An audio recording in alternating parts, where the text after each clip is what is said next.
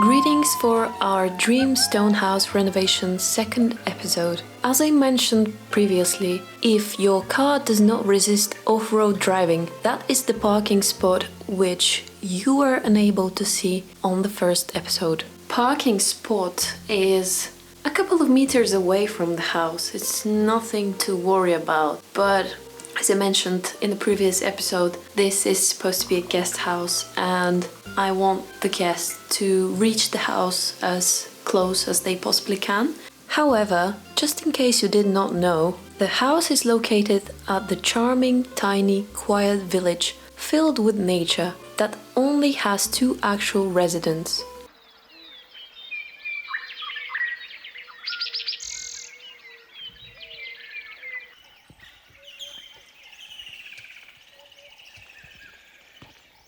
Located 830 meters above the sea level, it is part of Rhodope Mountains. The furthest beach from the house is beyond the country's borders, approximately 82 miles or 2.5 hours away. There are many more splendid, Look at the sunset!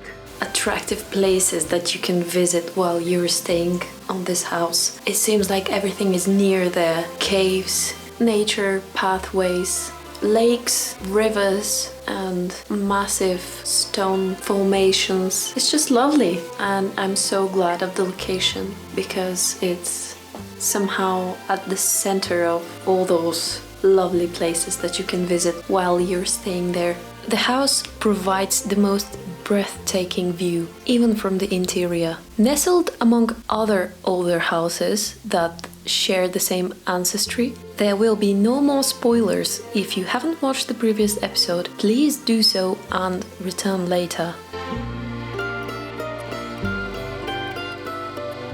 We initially planned every step, but in a more basic way, and planning is not something that you always achieve, but sticking up to plan makes everything much more organized, and that is one of my biggest suggestions. No matter where I've worked before, I always stick to a plan, and if I'm doing a plan, I always maintain it. It is really important. I will now quickly show you the process's progress bar. At this point, we have completed this. I will share this visual with you as it appears on each subsequent episode so you can find out where we are. We started uncovering this beautiful outdoor space last time, and it's certainly older than the house. The other houses that the whole complex consists of, they use this place, piazza stone thing, to gather there and work. That's why we assume that this is older than the house. It rained significantly more the day we went to keep uprooting the grass, but progress is impossible without sacrifice. Thus, we put on some raincoats and began revealing the piazza's beauty. I'm saying piazza because I'm dreaming of achieving this Italian look. I find the rain to be quite romantic, but Nikki didn't seem to agree. Even though we were all drenched, we were satisfied with the outcome in the end. It was less difficult than the last time, and the rainwater softened the soil, which is interesting enough. That week, nature was shouting to us to just have rest, to take it easy. There's nothing to worry about in rushing. So, yes, it was stopping us from the progress, but you can't stop nature, and no matter what we plan to do, nature is always stronger than us. We made the decision to begin digging out around the house the next morning. We took this action since the weather was suitable and we wanted to stop the water from seeping into the house wall. In any case, we intended to insulate, but first we had to flip the angle of our foundation. Naturally, I had to clear up the mess that had formed before that. That day I got thousands of spikes on my hands, and it was so painful. Literally all week I was in pain because of that. You might be wondering, what about gloves? Well, I used gloves, but still no result. As you can see, the spikiest bushes were gone and even more view was exposed. In order to preserve the green aesthetic, we will plant lush cypress trees next to the pathway.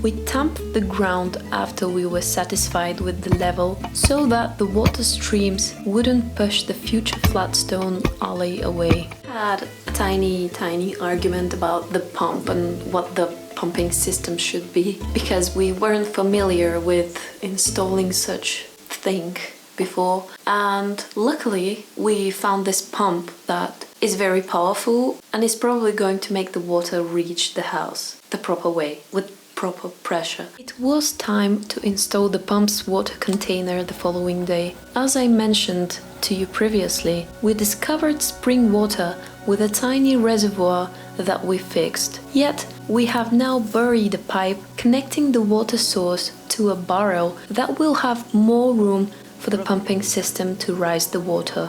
A second, bigger reservoir near the house will be pressured, cleaned and filtered. However, we will use more fundamental containers as we require some building water for now.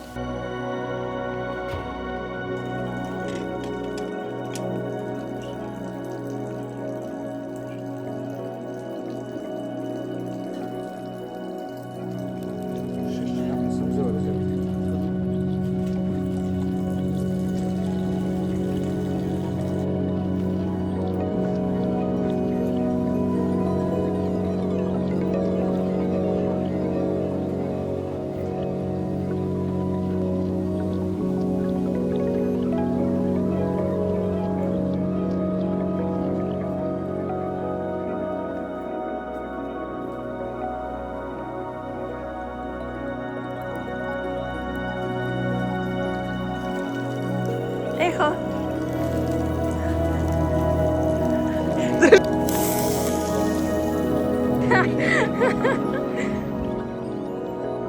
Disaster.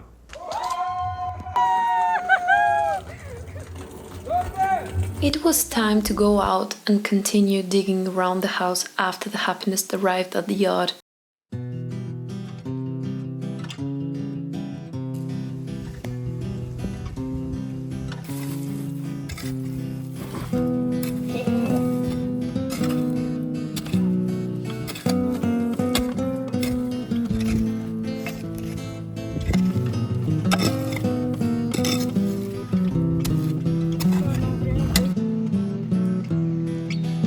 In order to extend the space for the veranda, we might need more soil here and there at the front. Naturally, the house has a steep terrain and this doesn't seem like a problem, but while building it is a bit uncomfortable, and initially we planned to have that massive veranda at the door that we're gonna open. We're gonna open the window, and under the wooden veranda we will lay some flat stones as well there, just because we want to prevent the grass growing in there. It will be more maintainable.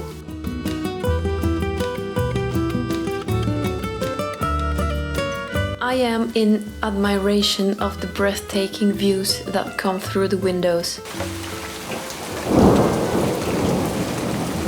We missed a few days of work due to the rainy week, partially because the next thing to do, as scheduled, was to grout the stones. After a few days, the weather improved, so we went to clean and remove some of the plaster and cement that the previous owners have left behind in order to unveil the stone's stunning structure.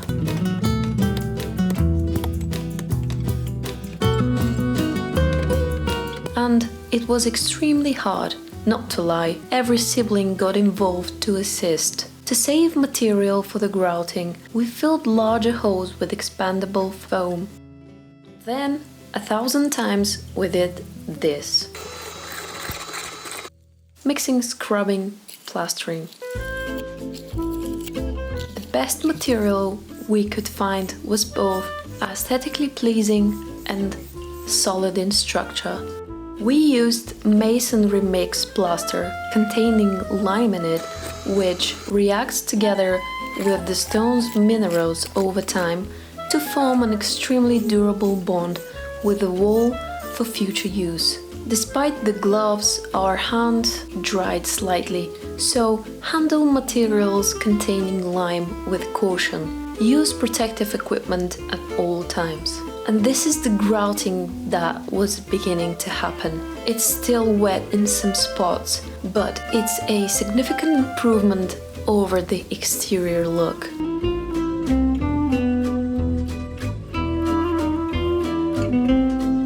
The next time we will complete it, but first we need to locate the scaffold to make it to the upper portion. Awesome week, and remember to subscribe to avoid missing the next episode. Thank you.